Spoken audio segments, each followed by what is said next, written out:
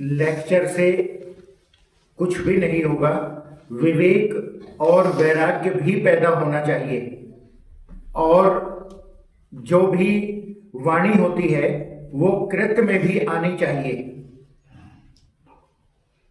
विवेकानंद जब अमेरिका गए और अमेरिका से वापस लौटे, तो जो वापस लौटने पर जो उन्होंने अमेरिका में देखा था कि वहां सुख सुविधाएं हैं और भारत में गरीबी है, भारत में आवश्यकता है इस चीज की कि यहां पर बहुत ज्यादा सेवा की जरूरत है और धन की आवश्यकता है।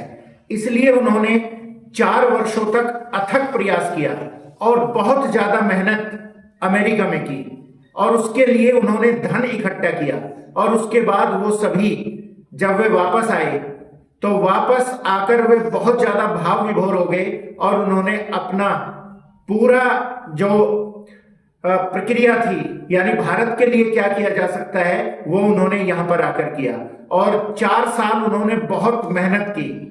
वे अक्सर अमेरिका की स्थिति देखते थे और भारत की स्थिति देखते थे, और दोनों की तुलना करके अक्सर उनकी आंखों से आंसू बह जाते थे, क्योंकि भारत की गरीबी और भारत की जो स्थिति थी वो देखकर उन्हें बहुत दुख होता था। और इसके लिए उन्होंने प्रयास किया कि ये किसी भी तरीके से दूर होनी चाहिए।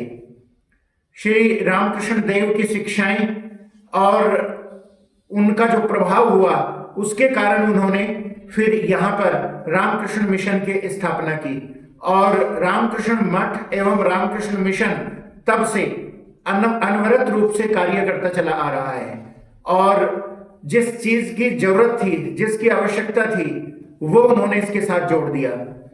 आध्यात्मिक प्रक्रिया को आगे बढ़ाया, और इसके अलावा सामाजिक प्रक्रिया को आगे बढ़ाया, और सेवा के अर्थों में उन्होंने शिक्षा और चिकित्सा, इन पर विशेष बल दिया।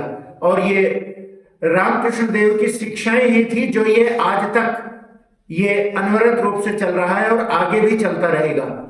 जो इस प्रकार की सेवाएं की जाती हैं वे बहुत आगे तक चलेंगी, और रामकृष्ण मिशन के तौर पर जो स्वामी विवेकानंद ने इसकी स्थापना की, तो आगे भी ये हमेशा अनवरत रूप से चलती रहेगी, और सेवा के कार्य नियमित रूप से चलते रहते हैं। तो अब रामकृष्ण वचनामृत का पाठ। नरेंद्र और उनके मित्र पंचवटी के चबूतरे से उतरे और श्री रामकृष्ण के पास खड़े हुए। श्री रामकृष्ण दक्षिण मुख होकर उनसे बातचीत करते करते अपने कमरे की तरफ आ रहे हैं। श्री रामकृष्ण ने कहा, गोता लगाने से तुम्हें घड़ियाल पकड़ सकते हैं, पर हल्दी चुपड़ने से वे नहीं छू सकते। हृदय रूपी रत्ना करके अथाह जल में काम आदि 6 घड़ियाल रहते हैं, पर विवेक वैराग्य रूपी हल्दी चुपड़ने से वे फिर तुम्हें नहीं छुएंगे। केवल पंडिताई या लेक्चर से क्या होगा यदि विवेक वैराग्य न हुआ। ईश्वर सत्य है और सब कुछ अनित्य है, वे ही वस्तु हैं, शेष सब अवस्तु। इसी का नाम विवेक है। पहले हृदय मंदिर में उनकी प्रतिष्ठा करो। वक्तृता, लेक्चर आदि जो चाहे तो उसके बाद करना। खाली ब्रह्म ब्रह्म कहने से क्या होगा। यदि विवेक वैराग्य न रहा, वह तो नाहक शंख फूंकना हुआ। किसी गांव में पदम लोचन नाम का एक लड़का था। लोग उसे पदवा कहकर पुकारते थे। उसी गांव में एक जीर्ण मंदिर था। अंदर देवता का कोई विग्रह न था। मंदिर की दीवारों पर पीपल और अन्य प्रकार के पेड़ पौधे उगाए थे। मंदिर के भीतर चमगीदड़ अड्डा जमाए हुए थे। फर्श पर गर्द और चमगीदड़ों की विष्ठा पड़ी रहती थी। मंदिर में लोगों का समागम नहीं होता था। एक दिन संध्या के थोड़ी देर बाद गांव वालों ने शंख की आवाज सुनी। मंदिर की तरफ से जो भों भों शंख बज रहा था, गांव वालों ने सोचा कि किसी ने देवता प्रतिष्ठा की होगी और संध्या के बाद आरती हो रही है। लड़के, बूढ़े, औरत, मर्द सब दौड़ते हुए मंदिर के सामने हाजिर हुए।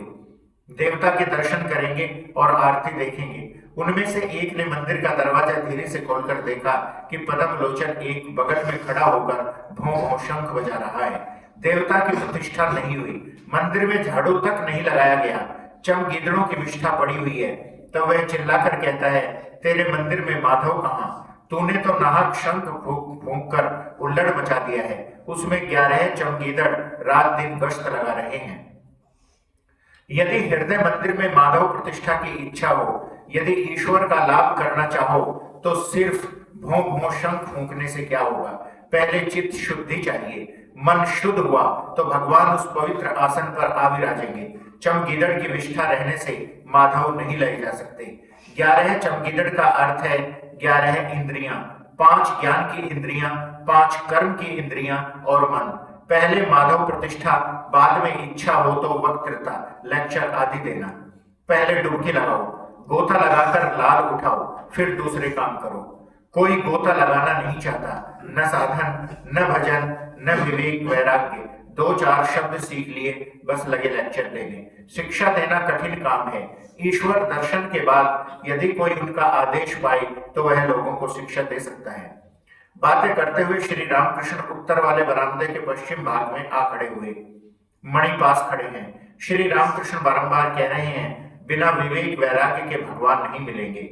मणि विवाह कर चुके हैं, इसलिए व्याकुल होकर सोच रहे हैं कि क्या उपाय होगा। उनकी उम्र 28 वर्ष की है। कॉलेज में पढ़कर उन्होंने कुछ अंग्रेजी शिक्षा पाई है। वे सोच रहे हैं, क्या विवेक वैराग्य का अर्थ कामनी कांचन का त्याग है? मणि ने श्री रामकृष्ण से कहा, यदि स्त्री कहे कि आप मेरी देखभाल नहीं करते, मैं आत्महत्या करूंगी तो कैसा होगा? श्री रामकृष्ण ने कहा, ऐसी स्त्री को त्याग देना चाहिए जो ईश्वर की राह में विघ्न डालती हो, चाहे वह आत्महत्या करे चाहे कुछ और। जो स्त्री ईश्वर की राह में विघ्न डालती है वह अविद्या स्त्री है। गहरी चिंता में डूबे हुए मणि दीवार से टेक कर एक तरफ खड़े रहे। नरेंद्र आदि भक्त भी थोड़ी देर निर्वाक हो रहे। श्री रामकृष्ण उनसे जरा बातचीत कर रहे हैं। एकाएक मणि के पास आकर एकांत में मृदु स्वर से कहते, यदि किसी की भक्ति सच्ची हो तो स्त्री भी क्रम से ईश्वर की राह पर जा सकती है। आप अच्छे हुए तो ईश्वर की इच्छा से वह भी अच्छी हो सकती है। मणि की चिंताग्नि पर पानी बरसा। वे अब तक सोच रहे थे, स्त्री आत्महत्या कर ले तो करने दो, मैं क्या कर सकता हूँ। मणि ने श्री रामकृष्ण ने कहा, संसार में बड़ा डर रहता है।